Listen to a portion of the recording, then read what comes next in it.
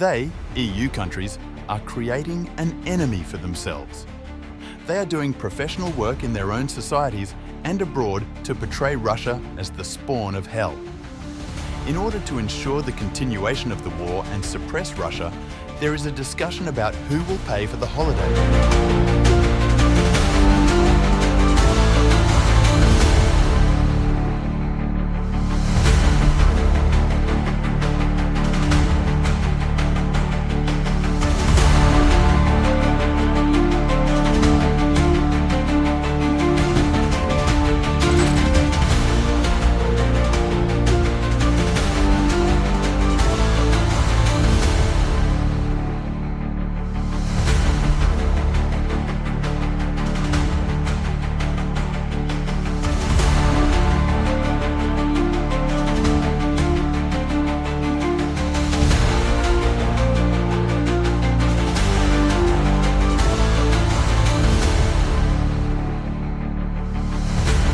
Can Trump's words about Putin and Russia be explained by his world-renowned inconsistency, or is it strategic policy? President Trump is the president of the largest country and economy in the world. People are accustomed to his tough and straightforward rhetoric. At the same time, he reaffirms his commitment to contributing to a peaceful settlement. In fact, President Putin has repeatedly expressed his desire to peacefully resolve the Ukrainian conflict as soon as possible. This is a long process that requires effort and is not easy. Washington is likely realizing this more and more.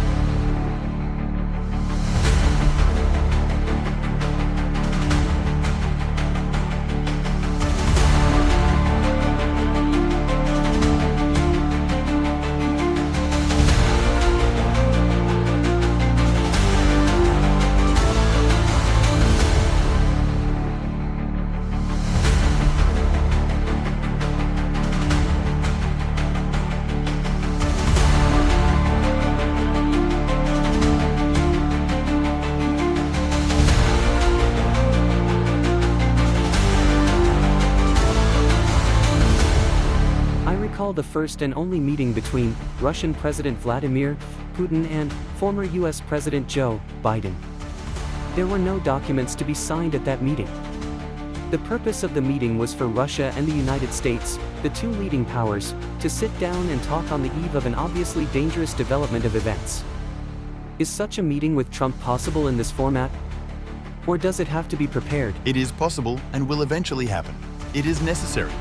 It may also be necessary to revise some major agreements that will be reached after much work has been done. But that time has not yet come. This work has yet to be done. Russia is ready to move quickly. The main thing for us is achieving our goals. Our goals are clear and obvious. They do not change. However, the process does not depend on us alone.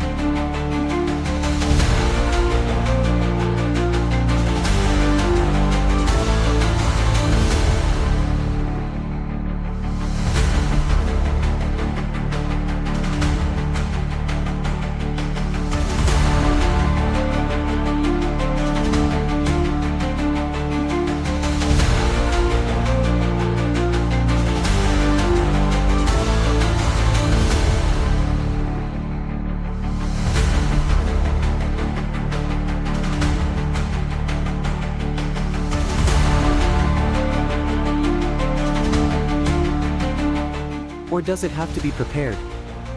It's impossible to ignore the fact that Trump began sending signals to Putin and Russia shortly after their last phone talk. At that time, Putin said that Russia would not waver from its principles regarding Ukraine. How difficult was that conversation? What was its tone and atmosphere like? It was a pragmatic business conversation between people who are firm in their positions, but who are willing to listen to each other. They, EU countries, are creating an enemy for themselves. They are doing professional work in their own societies and abroad to portray Russia as the spawn of hell. In order to ensure the continuation of the war and suppress Russia, there is a discussion about who will pay for the holiday. Here, we see a huge amount of contradictions. First, it is announced that an agreement has been reached and that the Europeans will pay, and that the business will now be in favor of the Americans. The Americans are producing and dispersing their industry, creating jobs for their economy. They get paid for it. Europeans purchase weapons and, under NATO's coordination, supply Ukraine with the quantity and type of weapons they deem appropriate. The aim is for these weapons to be used against Russia. The next day, however, we hear that Italy doesn't want to pay, followed by France and the Czech Republic. They say, "But we have our own programs. We'll do it our way." The French say they will produce their own weapons in Ukraine. This shows deep contradictions. Thank God, anti-Russian and militaristic ecstasy have not found common ground yet. However, the trend is very bad and dangerous.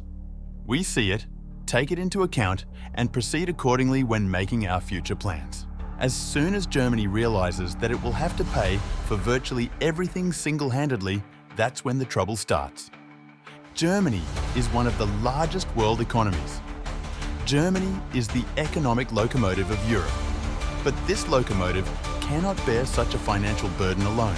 It'll break down.